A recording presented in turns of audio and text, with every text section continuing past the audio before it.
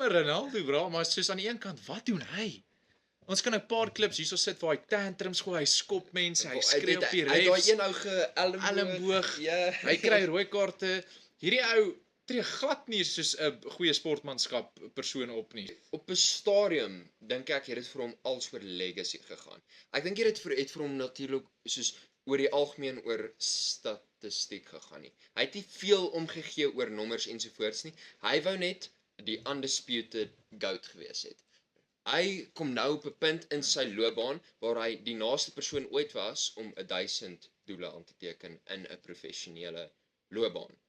En ek dink hy begin daai chase, maar Ronaldo is baie nader as Messi. Ek kan nog steeds meer van Maar hy Messi. is 2 jaar ouer. Ja, maar dis Hy het meer games. Soos vir my is dit obvious dat hy dit eerste moet kry. en hy's meer van 'n goal shooter. Kom ek stel dit so. Hy het As meer dit kom by penalties, dan obviously, maar as dit kom by sokker, ons het al hierdie gesprek gehad. Messi is die GOAT. Kyk, hy's 'n playmaker. Hy het die meeste hy het sy assists, hy het die meeste trofees, Golden Boots, Ballon d'Ors, World Cups.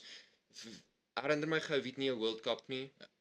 Ons sal seker kyk of ons 'n klip kan opsit. Maar as hierdie een waar een van sy spanmaats 'n doel aanteken of dan soos ricochet dit van sy bout af, nee, of wat. Sy rugbout slash. Sien jy, dan maak dit asof sy goal is. dan dink ek bietjie, hey, just tone it down. Wie is die GOAT wat jy eens was? Maar nou al die mense, eerstens, kom ek wil eers gou iets noem. Wat doen hy nou met in sy interviews en so, wat doen hy? Hy sê, ag, World Cup is nie, dis nie so diep nie. Ja, maar Waar hy dit 3 jaar terug, waar hy om 3 jaar terug totaal al bespreek en gesê dis wat hy graag wil hê. Wat doen hy met die Golden Boots? Wat doen hy met die Ballon d'Ors? Hy sê ag, daai is afval reek.